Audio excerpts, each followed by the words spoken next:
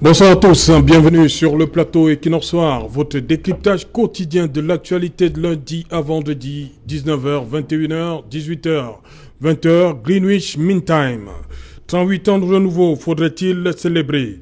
La question mérite d'être posée alors que le pays vit une crise culturelle depuis bientôt 4 ans. Les fondements de la République semblent avoir pris un sérieux coup depuis 2017, avec la volonté manifeste de certains fils du pays de se séparer de la mère patrie. De nombreux morts à la clé pour un conflit qui perdure. Considéré comme un véritable caillou dans la chaussure de Paul Biya, la crise anglophone comme la question du respect des libertés fondamentales restent les deux aspects sur lesquels les Camerounais attendent impatiemment la réaction de leur leader. À côté de ces clichés pas très reluisants, nombre de soutiens de Paul Biya ne manquent pas de faire savoir que le bilan de l'homme du renouveau est très élogieux et les avancées visibles et même palpables. Madame, Monsieur, tout à l'heure à 20h, c'est la grande édition d'information présentée par Julien Berthe Bissaï. Tout de suite après, le débrief du journal et tout de suite, le fait du jour.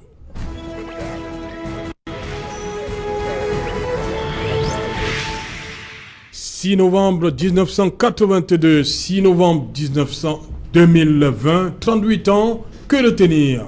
Pour tenter de répondre à cette question, nous avons invité en plateau Charles Dicam. Bonsoir Charles. Bonsoir Serge Alain, bonsoir à mes copanélistes et bonsoir aux très nombreux téléspectateurs d'Equinox Soir.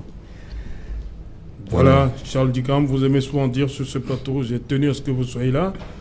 Vous avez posé la question à quelqu'un sur ce plateau en 82. Vous aviez quel âge? Non, je ne vous pose pas la question. Non. C'est la question que vous posiez. Oui, je pense que je pourrais encore la reposer. C'est pourquoi vous êtes là, parce que vous avez vécu l'avant 82. Oui, j'ai connu ce Cameroun-là, riche et prospère. Et je pense que ce soir encore, je pourrais poser la question au moins à un d'entre nous, de savoir ce que lui, il en sait. Mais qu'à cela ne tienne, s'il est venu pour apprendre, c'est une bonne chose. Voilà. Jean-Claude Youl, bonsoir. Bonsoir, Monsieur Serge Alain Otto, bonsoir à l'ensemble des copanélistes et bonsoir à vos millions de téléspectateurs. Le RDPC vous remercie une fois de plus de l'avoir convié, surtout en cette célébration du 38e anniversaire de la session à la magistrature suprême de son Excellence, Monsieur Paul Biya. Ah, vous avez célébré? Oui, nous célébrons. Oui. La célébration est particulière en cette année 2020. Pourquoi? Comment? À cause de la pandémie du Covid et avec l'ensemble des mesures barrières et les éléments de restriction des manifestations pour notre santé, pour pouvoir préserver la vie également. Mais nous avons un thème, celui qui a été retenu, qui a été communiqué à l'ensemble des militants et qui a été communiqué à l'ensemble des militants et qui, dont nous, militants, nous avons pris le temps et la peine de méditer dessus et de pouvoir en tirer l'ensemble des enseignements liés à cette thématique. Voilà. Jean-Robert Wafo, bonsoir. Bonsoir, Serge Alain. Le plaisir, le bien. Voilà, ça se voit. Hein? Comment il va le chairman? Est-ce qu'une semaine déjà au Cameroun? Il va bien, le chairman? Oui, mais il va relativement bien. Donc, relativement. Voilà. Oui, mais relativement, parce qu'à un certain âge, il est tout à fait normal qu'on ait de petits bobos, mais sinon, on a pu l'apercevoir, n'est-ce pas, lors de la messe œcuménique qui a eu en la mémoire de nos illustres camarades disparus. On a bien vu qu'il a pu... Honorable Badam et le bâtonnier Sama, Francis Sama, le maître Manga Moulsolet, qui était vice-président régional, et le maire Balik Fidelis. Bon voilà, donc il était bien là, et on l'a vu prendre la parole et s'exprimer, n'est-ce pas, devant les gens, ce qui prouve que il est là, il est en forme, il est prêt pour les batailles futures. Bon, voilà, nous allons d'abord sortir avant, parce qu'il nous attend déjà, il est un peu impatient. Serge Espoir Matumba, bonsoir. Bonsoir, Monsieur Otto, bonsoir à mes compagnonnistes et bonsoir aux millions de téléspectateurs d'Equinox. Voilà, Serge Espoir Matumba, je vous ai pris comme ça là, parce que vous êtes en partance pour Kumbo. Merci d'avoir accepté notre invitation déjà. Qu'est-ce qui vous amène à Kumbo Merci. ce jour? Écoutez, vous savez, on a pris un engagement envers les Camerounais. Moi, personnellement, j'ai pris un engagement envers mes frères du nord-ouest, du sud-ouest et même de toutes les autres régions.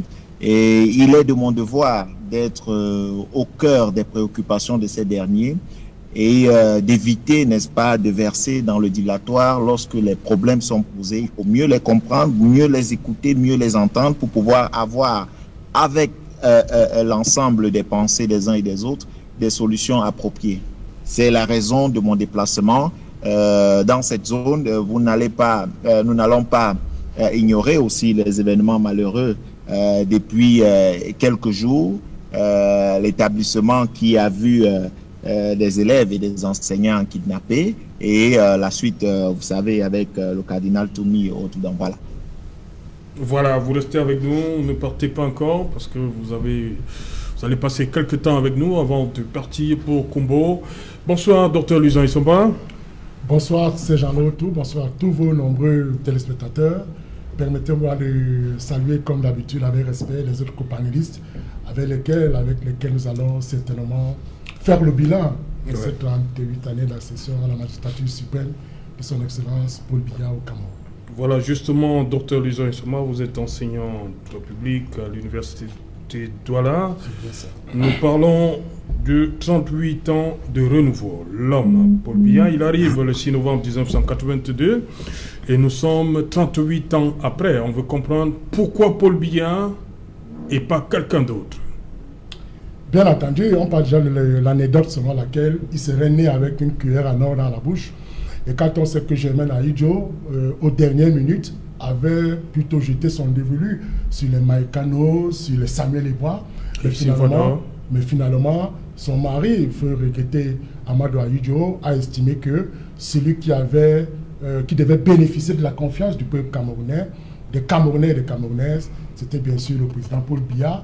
C'est la raison pour laquelle, né le 11 février 1933, vers 1933, à Vomeka, le président de la République commence par une montée fulgurante, parce que une fois que nous interprétons les dispositions de la Constitution, on se rend compte que la Constitution du 2 juin 1972 ignore le poste de Premier ministre, qui revient par une réforme du 9 mai 1975.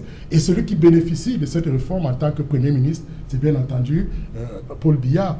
Et ce qui est davantage intéressant, c'est que quelques années plus tard, c'est-à-dire que par la réforme du 29 juin 1979, à travers les dispositions pertinentes de l'article 7, qui disposa que, en cas de démission ou de départ volontaire du président de la République, c'est le Premier ministre qui le remplace. Et je veux vous dire qu'en Afrique, c'est l'une des réformes les plus révolutionnaires, parce que c'est la première fois qu'on regarde qu'en Afrique, en dehors des régimes de transition démocratique, c'est la première fois qu'on constate qu'en Afrique, c'est un Premier ministre qui est nommé, qui vient remplacer un président de la République élu. Ça fait donc de sorte que, en application de cette disposition, de cette réforme de 1979 à 1982, dès lors que le président Ahidjo démissionne, un 4 novembre à 20h22, on applique donc la disposition constitutionnelle issue de la réforme de 1979. Et voilà comment, à l'application de cette disposition, le président Paul Biya prend donc le pouvoir en 1982, pendant qu'il a 49 ans. Donc voilà, sur le plan constitutionnel, toute l'armature et même la démarche qui a guidé l'accession au pouvoir du président Paul Biya. Vous avez répondu à ma question, pourquoi Paul Biya et pas quelqu'un d'autre? Voilà. Ah, oui, justement. Je l'ai répondu, voilà.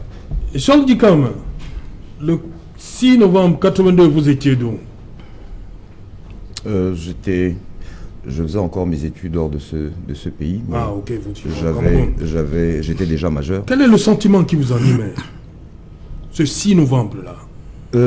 La surprise, d'abord, parce que rien ne laissait présager du départ de feu Amadou Ahidjo. Oui. Ensuite, la découverte d'un homme que personnellement je ne connaissais pas. Je crois que je fais partie de cette majorité de Camerounais pour qui il était un inconnu. Il ne s'était pas particulièrement illustré par quoi que ce soit durant les 20 premières années de fonction, puisque ça faisait déjà à cette époque-là 20 ans qu'il était fonctionnaire. Il était certes Premier ministre, mais on avait un président de la République tellement fort que je pense que son aura éteignait toute velléité de quoi que ce soit. Mais je serais tenté de me souvenir d'un certain nombre de slogans de campagne à l'époque où Paul Biya faisait encore campagne, puisque maintenant, M. Youth et ses camarades se promènent plutôt avec une photo. Je crois me souvenir qu'en 2000, il nous parlait de santé pour tous, il nous parlait de prospérité, rigueur et moralisation, c'était un peu plus tôt. Si je m'en arrête à ces trois thèmes, à propos de la santé, je crois que les uns et les autres ici, nous pouvons être d'accord sur le fait que l'objectif est très très loin encore, puisqu'on meurt encore d'une césarienne. Qu'est-ce que je voulais dire? Prospérité, il n'y en a pas eu. Il a connu un pays, il a hérité d'un pays prospère. J'ai eu à dire sur ce plateau que lorsqu'il entrait en fonction, les comptes étaient ouverts partout. On avait même beaucoup d'argent à l'étranger. J'ai eu à dire ici que concernant la santé, je n'ai pas souvenance d'une image où je l'ai vu aller, ne serait-ce que dans un dispensaire, jusqu'à il y a 1 an et demi, et aux actions conjuguées d'un certain nombre de nos compatriotes. Je pense que quand il avait mal à la tête ou aux dents, il allait en Suisse. Là, il est contraint de venir. Peut-être que c'est les avions médicalisés qui viennent à lui. Maintenant, ce qui concerne la sécurité, il nous avait promis, ayant hérité d'un pays uni, et à cette époque-là, le Cameroun s'appelait encore République unie du Cameroun. Le constat est patent. Les exemples sont nombreux. Le plus récent est celui d'un cardinal, tout un cardinal, le seul que nous ayons, qui se fait kidnapper pendant qu'on nous disait que tout allait mieux. Qu'est-ce qu'il faudrait encore? En fait, il y a tellement d'exemples de ce que, manifestement, je veux lui accorder le bénéfice de la volonté. Mais il n'a pas pu. Et c'est pour ça que nous, à MRC, et je pense que nous ne sommes pas les seuls, j'ai coutume de dire ces derniers temps, et les thèmes m'y invitent à m'adresser à tous nos compatriotes, parce qu'il s'agit de cela, il ne s'agit plus de chapelle politique. Le RDPC a lamentablement échoué. Je pense que les uns et les autres, nous entendons les nominations qui se multiplient en cascade ces derniers mois et ces dernières semaines. On s'étonne que mon leader, à qui d'ailleurs je profite de l'occasion pour souhaiter bon courage, ainsi qu'à tous mes amis politiques, embastillés pour ces raisons-là, du nozo. C'était de l'insurrection, semble-t-il. Ben, nous sommes tous des insurrectionnels. Il faudrait que vous nous preniez tous. Cette parenthèse faite, je voudrais dire que l'échec est patent. Quand on n'a plus rien à proposer, et que sur tout ce qu'on a proposé, on n'a pas pu le réaliser, la pudeur, la décence, j'oublie le patriotisme parce que je pense que c'est un des éléments qui manque le plus à votre parti et à ceux qui le dirigent. Par décence et par pudeur, par respect pour le peuple, on doit savoir pouvoir se retirer. Nous sommes plus de 30 millions de Camerounais. Je peux vous jurer que des intelligences comme la sienne, il y en a à foison. Moi-même, je ne suis pas simple, bien que je n'ai pas cette prétention. Donc vraiment, de grâce, ce serait bien que, à l'aune de ceci, qu'on n'égrène pas. Hein. J'ai dit tout à l'heure, comme une boutade, que vous ferez certainement, vous devez avoir une fiche, parce que vous ne pouvez pas me dire ce qui s'est passé jusqu'en 82, vous n'en aviez pas l'âge. Mais qu'à cela ne tienne, vous êtes un compatriote, et je sais que vous êtes, comment dirais-je, vous êtes curieux. Mais prenez la peine d'écouter. Ce Cameroun a été beau, agréable à vivre. Voilà. Pour l'instant, je m'en arrêterai là. Voilà. D'abord, Serge Espoir Matomba. Serge Espoir Matomba, pour vos 38 ans de renouveau, qu'est-ce que vous en retenez? Alors, je dirais que je vais peut-être évoquer deux aspects durant ces 38 ans, parce que j'ai eu la chance, ou alors la malchance, de parcourir certains pays d'Afrique, et certains pays qui ont, n'est-ce pas, acquis leur indépendance depuis plusieurs années, d'autres encore tout récemment. Et j'aime souvent citer Haïti, qui est un pays qui a acquis son indépendance depuis plus de 200 ans. et convoquer ici la situation de ce pays-là. Mais comparaison n'étant pas raison, je voudrais ici dire que nous ne pouvons pas, je retiens deux choses. Alors, le président nous a toujours dit, ou alors a dit, qu'il aimerait qu'on puisse retenir de lui comme celui qui a apporté la démocratie et le progrès. Alors, la démocratie, est-ce que nous l'avons véritablement aujourd'hui? Est-ce que cette démocratie est en chantier continuel? Est-ce que nous vivons ce que nous pouvons appeler le progrès? Je voudrais aller peut-être beaucoup plus en profondeur pour dire que malheureusement pour nous, j'ai suivi le professeur Louison Essomba tout à l'heure parler de l'héritage, revenir sur l'héritage que le président Paul Biya a eu en arrivant, évidemment en accédant à la magistrature suprême. Malheureusement pour nous, des nationalistes qui se sont battus, ou alors les personnes qui se sont battues pour une véritable indépendance du Cameroun, ne sont pas au pouvoir et n'ont jamais été aux commandes. On a eu des personnes qui ont hérité du pouvoir colonial et qui étaient donc chargées de continuer à maintenir ce pouvoir au détriment, n'est-ce pas, de la population. Malheureusement pour nous, ce sont ces derniers qui étaient chargés, et qui le sont encore pour certains, n'est-ce pas, d'implémenter ce système de gouvernance qu'est la démocratie. Vous allez constater que dans la plupart des pays dits francophones, quand on cite les 10 meilleurs pays africains, ou alors les 10 premiers pays en voie de développement, les pays qui ont pour monnaie le CFA, ou encore les pays francophones n'y figurent pas. Pas du tout. Est-ce que c'est un problème de l'héritage colonial, ou alors c'est un problème des hommes qui dirigent ces différents pays? Parce que on peut passer l'analyse des 38 ans de règne de M. Biya sur tous les aspects. Mais il ne faudrait pas qu'on perde de vue que nous sommes une jeune nation. Je ne dis pas ici que nous devons avoir l'âge d'Haïti pour être une nation prospère, mais nous ne devons pas ignorer que ce n'est pas la quantité, la durée de temps qu'on fait en tant que pays indépendant qui développe un pays. C'est la qualité des hommes. Alors, sommes-nous aujourd'hui, en 38 ans, des hommes capables de prendre notre destin en main ou de développer notre pays? Avons-nous, depuis 38 ans, posé les actes et les actions qui ont permis à ce que notre pays soit sur la voie du développement? C'est toute la question que nous posons, parce que, en réalité, la responsabilité, comme j'aime le dire, du développement d'un pays ne dépend pas uniquement de ceux qui détiennent le pouvoir. Il dépend aussi de ceux qui sont gouvernés. Et vous allez voir, dans nos différentes actions, comme dans nos choix, et même dans notre déploiement, nous passons continuellement le temps à éduquer. Moi, j'avais 3 ans quand M. Biya accédait au pouvoir, à la magistrature suprême. Je ne saurais dire, en dehors de ce qui m'est rapporté par les aînés, ce que les autres ont vécu avant. Moi, j'ai vécu une période. Et jusqu'à cette période, c'est M. Biya qui est le président. Je crois personnellement que nous pouvons faire mieux. Je crois personnellement que le Cameroun peut avoir mieux. Et je crois personnellement que si tous les Camerounais, nous nous impliquons davantage pour la construction du Cameroun, nous aurons un pays prospère et développé. Voilà, merci.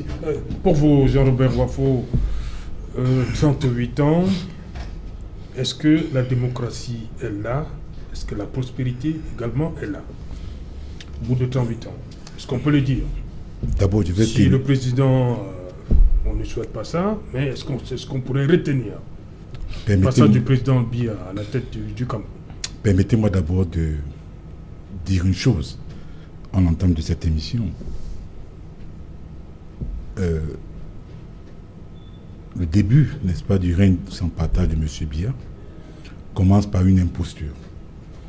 Une imposture distillée dans l'opinion par ces idéologues qui ont fait croire au peuple camerounais que la rigueur et la moralisation étaient, n'est-ce pas, ont été des marqueurs forts, une invention, n'est-ce pas, du président Paul Biya. C'est faux. Les mots rigueur et moralisation ont été tenus à la fin des années 80 par son prédécesseur, je veux parler du président Amadou Ahidjo. Les années 70, vous voulez dire. Fin des années 70. La fin des années 70, je vais dire. Donc, dès que le président Paul Biya arrive au pouvoir, rapidement, ces idéologues qui montraient déjà le ton François Senghor, de ce que pouvait être, n'est-ce pas, la suite de son magistère, ont trompé le peuple en disant que c'est lui qui a été le premier à introduire ces deux termes dans la vie publique. C'est faux. Alors on comprend très bien que le reste, il était prévisible que ce qui allait suivre devait être nimbé, n'est-ce pas, d'imposture et puis de mensonges. Maintenant, vous m'avez posé la question sur la démocratie. Contrairement également à ce que certains turiféraient du régime ont pu dire, n'est-ce pas, à leurs militants de base, et certains rossignols qui viennent sur les plateaux de télévision, le multipartisme n'a pas été voulu par le président Paul Biya. Il a été contraint, n'est-ce pas, à céder sur le multipartisme. Parce que voyez-vous, dans les années 90, au début des années 90, quand le mouvement commence, le mouvement de protestation commence, il a fallu 8 mois de ville morte pour qu'enfin le président accède, n'est-ce pas, à ce que la majorité de la classe politique réclamait. Je veux parler de la tripartite.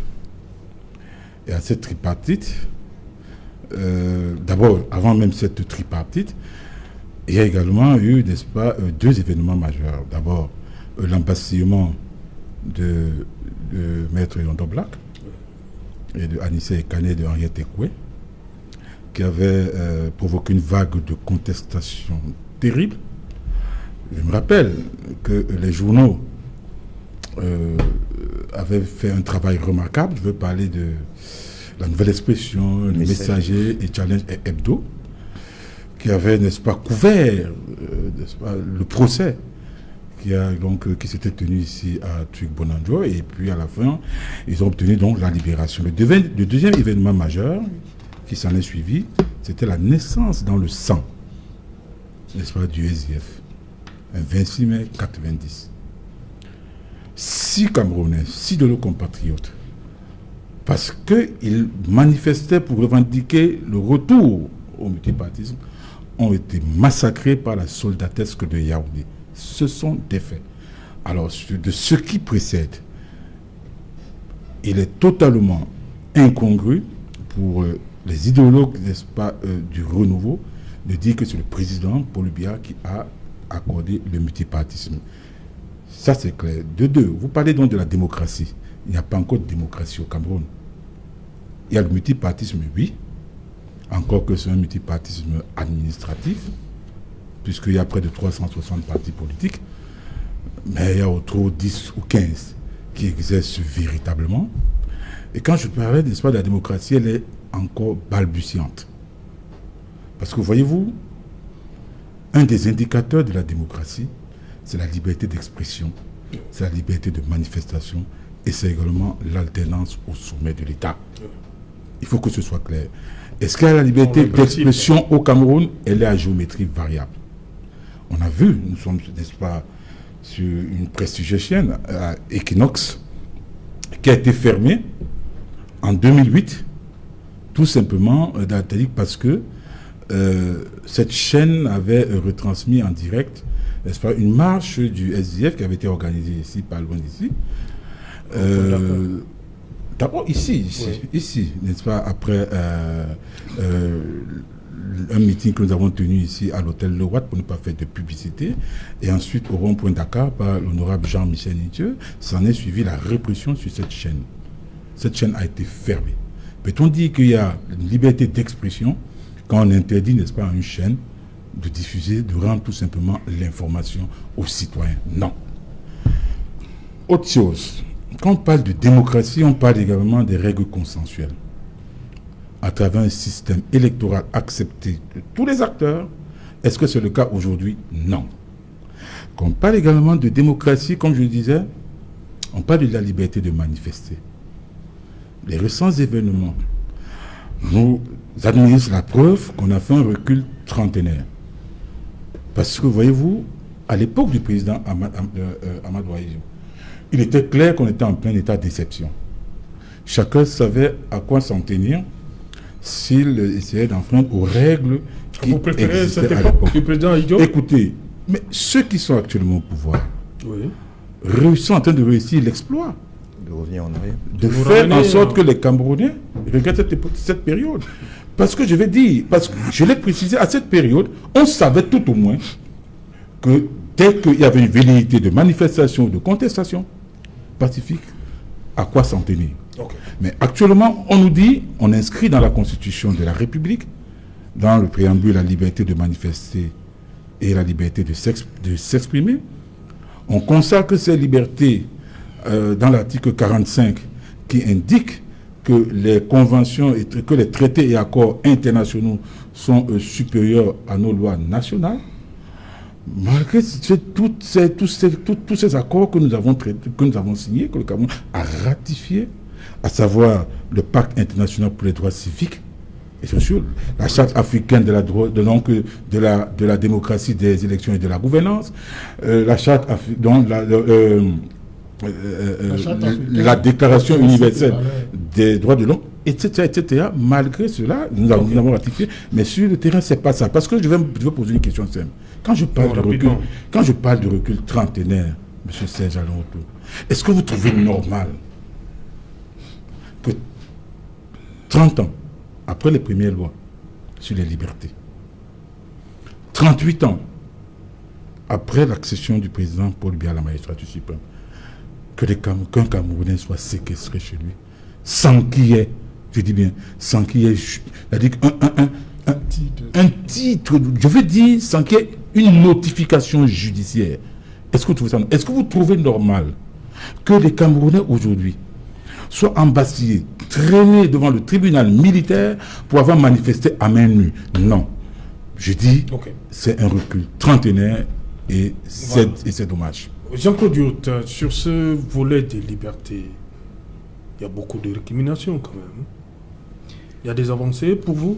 Mais des nombres avancés, la preuve, nous sommes ici dans une chaîne indépendante qui est privée. Oui.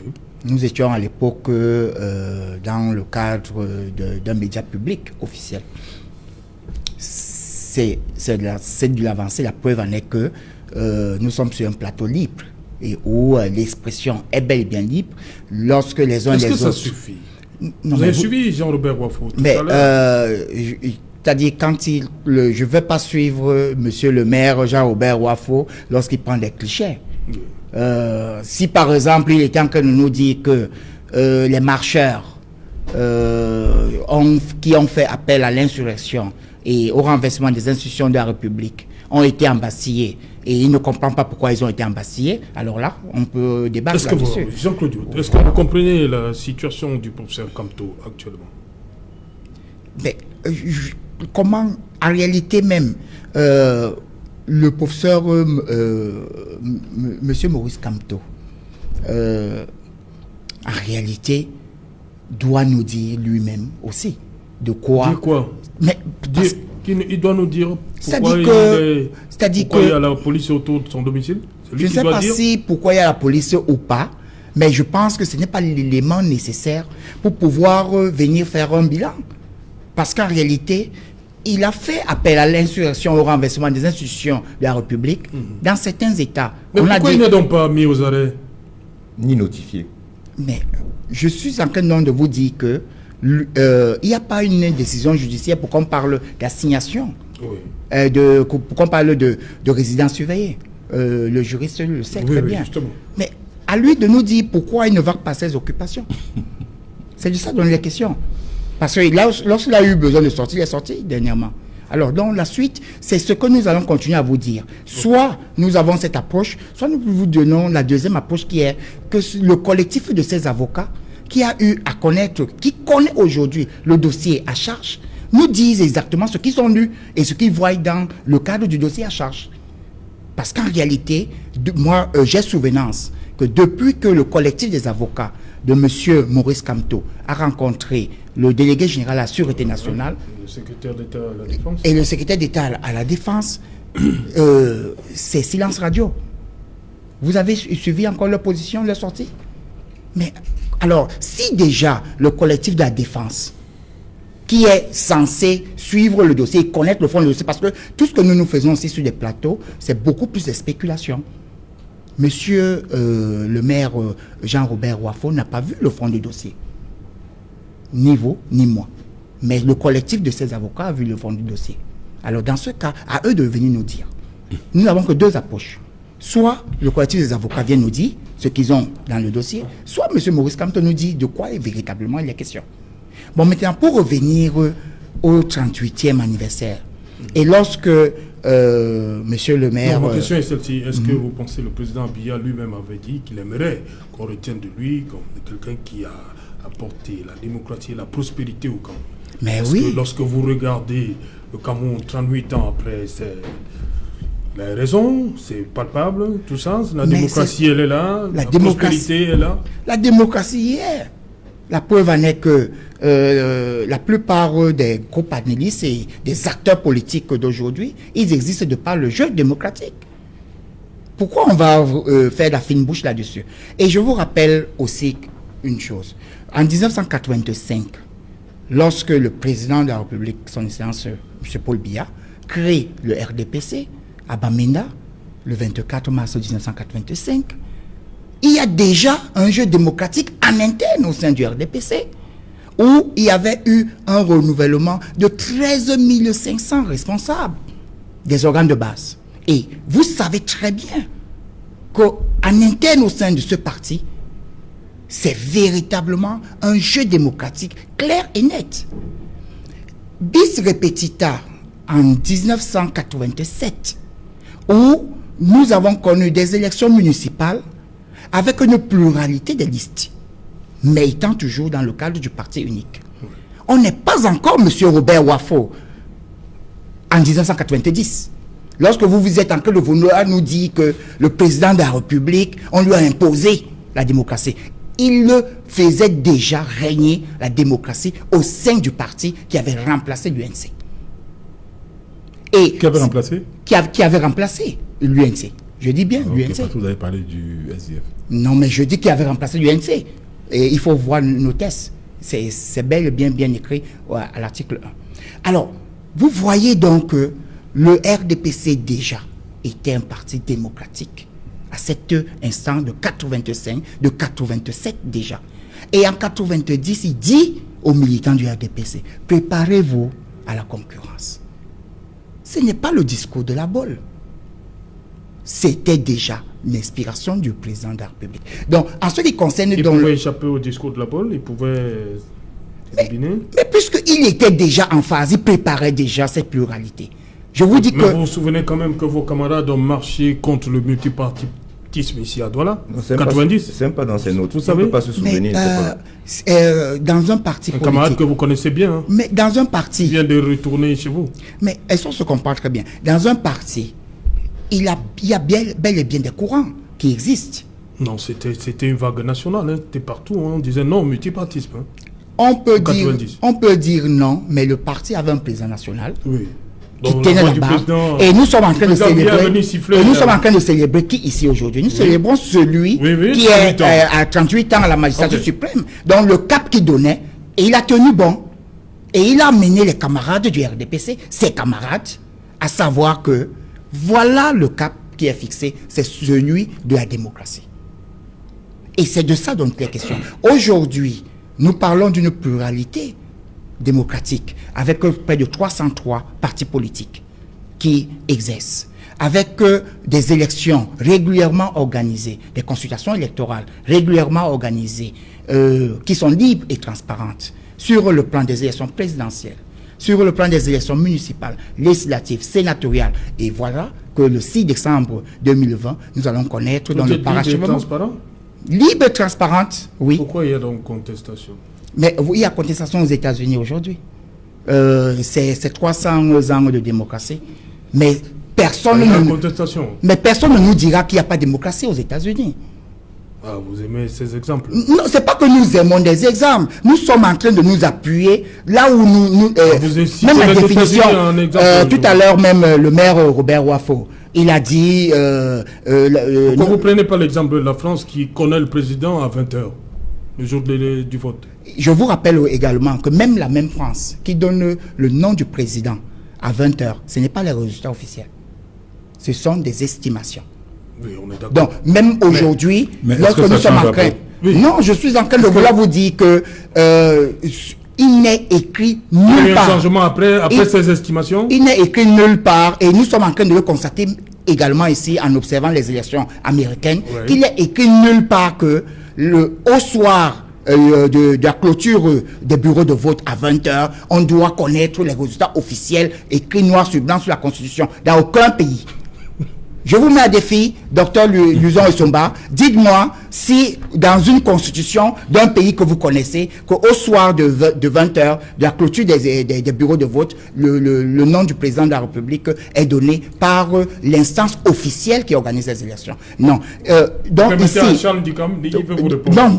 Non, avant qu'il ne puisse me répondre quand même, nous avons, là, j'ai abordé le volet démocratie, où j'ai démontré que Laissez-le le aller. Il RDPC, passe à la prospérité. le RDPC a bel et bien inspiré la démocratie a commencé en interne et c'est cette marche-là qui s'est poursuivie jusqu'à aujourd'hui. Donc c'est cette dynamique-là que nous connaissons. Maintenant, nous avons une démocratie qui date de 30 ans. Elle est en train également de faire ses pas. En ce qui concerne la prospérité, mais c'est incroyable que le pays a progressé. En 1982, le président de la République hérite d'une population de 9 millions d'habitants. Nous en sommes à 25 millions aujourd'hui. Ah, c'est un exploit. Oui. C'est du fait de Colombie. Nous pouvons avoir deux alternatives dans le cadre de l'évolution d'une population, avec le taux de mortalité et le taux de natalité. On connaissait bel et bien que lorsqu'on avait une femme enceinte et qu'elle devait aller à l'accouchement, on appelait tous les féticheurs et les prières ici dans ce pays parce qu'on n'était pas sûr qu'elle pouvait rentrer vivante, y compris même avoir le bébé. Mais donc ça voulait dire que ça voulait dire que si le taux ça voulait dire que le taux de mortalité a reculé et l'espérance de vie a évolué. Et lorsque l'espérance de vie évolue, ça voudrait dire que la population aussi va croître. Et c'est pour cela que nous avons une population qui est jeune, certes, mais qui a cru. Et l'espérance de vie était de 53 ans à cette période de 1982. Aujourd'hui, c'est à 58 ans. Ça voudrait dire qu'il y a de l'évolution. Et qu'est-ce qu'on entend par espérance de vie? Parce qu'on va dire cela, nos concitoyens ne vont pas forcément comprendre. Pour que les conditions de vie d'un concitoyen s'améliorent et que l'espérance de vie évolue, il faudrait qu'il ait accès à l'eau potable. Il faudrait qu'il ait accès à une nutrition assez saine. Ou bien et les conditions de vie environnementales, y compris même la pression et les éléments de stress. Donc ici, il y a eu des évolutions. Nous pouvons, si on a le temps, on parlera par exemple sur les missions régaliennes de l'État que le président de la République a hérité. En ce qui concerne par exemple l'évolution économique, nous pouvons faire des comparaisons sur le PIB de 82 à nos jours aujourd'hui. Nous pouvons faire des comparaisons par exemple sur l'indice de développement humain. Nous allons voir que nous sommes en net progrès. Le président de la République a fait des progrès sur l'alphabétisation de la population.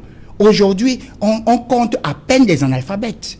Donc, le Camerounais qui a fait un décrochage scolaire le plus tôt, c'est au moins lire, écrire et parler. Donc, ce sont des avancées parce que pour pouvoir développer, pour la prospérité, il faudrait d'abord mettre des bases en ce qui concerne la formation de la population, en ce qui concerne l'industrialisation et maintenant la productivité interne. Ouais, on va d'abord prendre, parce qu'on va le libérer, Serge Espoir Matomba. Serge Espoir Matomba, pour vous, démocratie et prospérité, selon le président Biya, est-ce que c'est palpable, c'est visible? Je ne saurais le dire selon le président Biya parce que je ne suis pas son porte-parole. Ce que je peux dire, et c'est d'ailleurs ce que j'ai dit à l'entame, c'est que n'oublions pas et ne perdons pas de vue que M. Biya a hérité d'un pouvoir colonial et il venait d'une institution, vous savez, l'institution dans laquelle il a lui-même fait ses études, l'INPOP, qui est devenue plus tard l'ENA.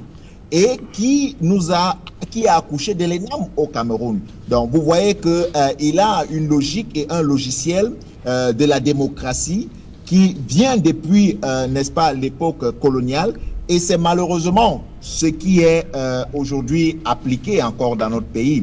Mais alors, le problème, est-ce que le problème est uniquement M. Biya?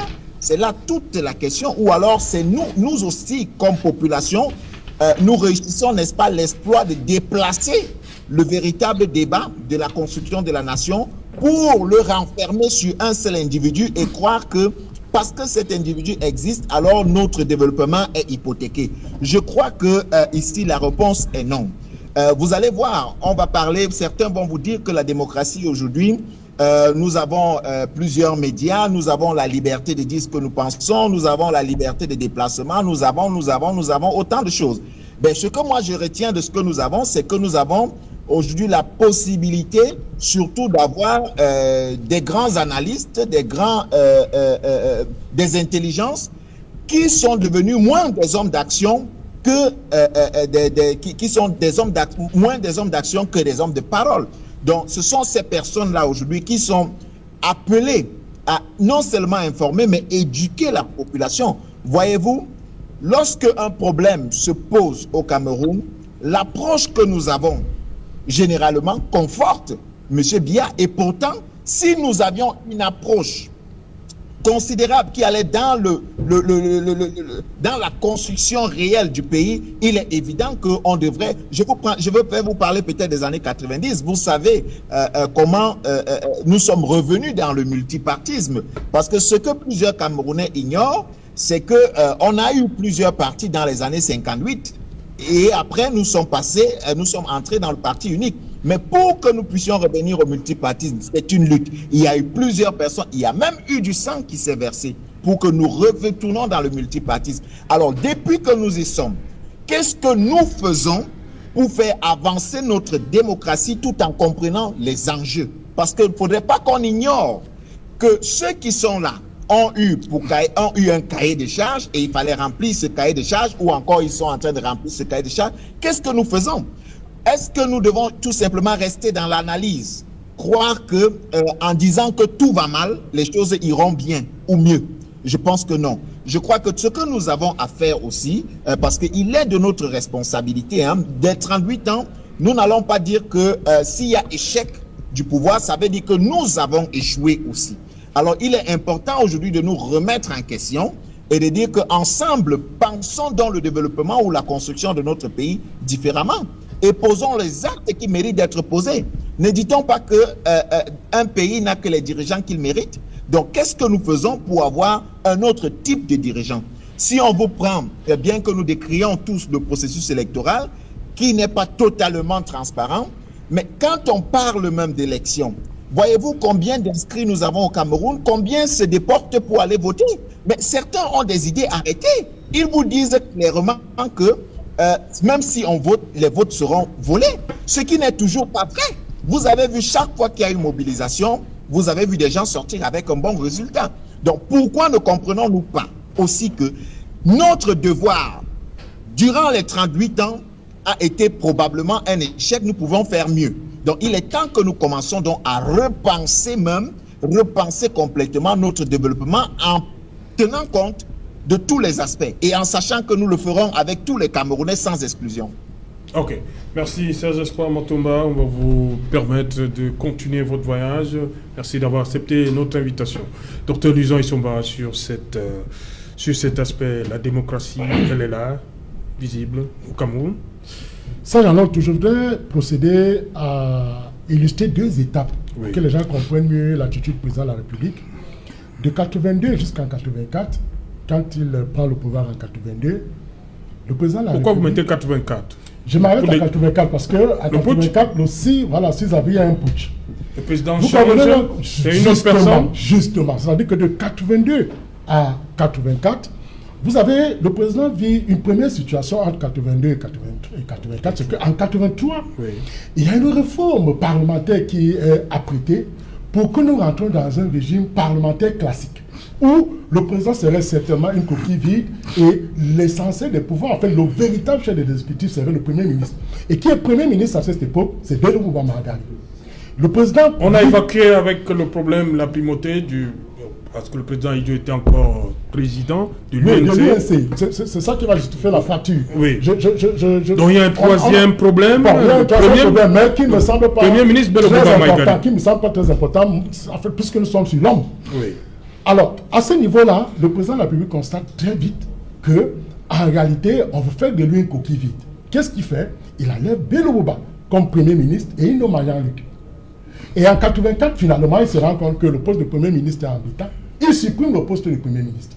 Et qu'est-ce qu'il fait entre 82 et 84?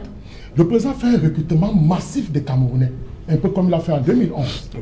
Il marque les gens par sa jeunesse et il saisit les Camerounais justement par sa liberté de qu'on a appelé les 1500. Voilà, bien entendu, les 1500 d'ailleurs qui ont profité à un de mes oncles, parce que justement venant d'une famille qui n'était pas très riche. Alors, on se rend compte qu'on voit dans un président de la République de 82 à 84 dynamique, qui est ouvert, qui fait du vélo, qui est apprécié par tous les Camerounais. Et de 84 jusqu'en 86, voilà un autre déclic. Le déclic parle de quoi? C'est que quand le président de la République fait l'objet du coup d'État manqué, il vient donc à se recoqueviller. Il entre en autarcie totale. Et c'est à partir de là que, quand vous lisez François Bayard, il vous dit au départ, le président de la République n'était pas fait pour achever le mandat qui restait. C'est-à-dire qu'en fait, il y venait pour faire 6 mois. Mais aujourd'hui, on se rend compte que le président de la République tient 38 ans plus tard. Et ça veut donc dire quoi? En 86, lors d'une interview sur la CRTV avec Éric Tindé fait savoir au président de la République qu'il y a déjà des actes de prévarication sur la fortune publique. Et le président lui a demandé, est-ce qu'il a des preuves? Vous voyez donc qu'à partir de là, il avait légitimé la corruption qui est aujourd'hui l'un des éléments les plus... Endémique, comme dit. À une pandémie de notre renouveau. C'est-à-dire qu'en réalité, le président de la République a mis en place plusieurs institutions pour endiguer ce phénomène, mais jusqu'à ce jour, on n'en arrive pas. Peut-être que... Voilà, on va revenir après. Merci, Dr Louison Isomba. Elle est là. Julienne Berthe-Bissaï, bonsoir. Au menu ce soir. Bonsoir Serge Alain, bonsoir aux téléspectateurs d'Equinox Télévision. Ce vendredi 6 novembre marque le 38e anniversaire de la cession au pouvoir de Paul Biya, 2 jours après la démission surprise du premier président du Cameroun, Amadou Ahidjo. L'on se souvient, durant son discours de prestation de serment, le président Paul Biya promettait aux Camerounais la rigueur dans la gestion des affaires publiques et la moralisation des comportements. 38 ans après, ces valeurs ont carrément foutu le camp avec le phénomène de corruption et le tribalisme et autres fléaux. C'est du moins l'avis de Saint-Éloi Bidon, cadre du Rassemblement démocratique du peuple camerounais, qui fait une critique acerbe des 38 ans de règne du président de la République. C'est le dossier du 20h, Serge Alain. Et le cardinal Christian Toumi respire désormais l'air de la liberté après avoir passé plusieurs heures en captivité. Même si la conférence épiscopale nationale du Cameroun se réjouit de cette nouvelle, elle condamne cet enlèvement qu'elle qualifie d'acte ignoble perpétré contre l'une des plus grandes valeurs du Cameroun. Vous écouterez Abraham Komé, le président de la conférence épiscopale nationale du Cameroun, dans le 20h, Serge Alain. Voilà, madame, monsieur, c'est donc la fin de cette première partie Equinox Soir. On se retrouve après le journal de Julienne Berthe-Bissaï pour Equinox Soir. Deuxième partie, ce sera le temps du débrief, toujours en compagnie de nos 4 invités en plateau. Tout de suite, dans une poussière de secondes, si vous voulez, madame, monsieur, c'est le 20h de JBB, Julienne Berthe-Bissaï.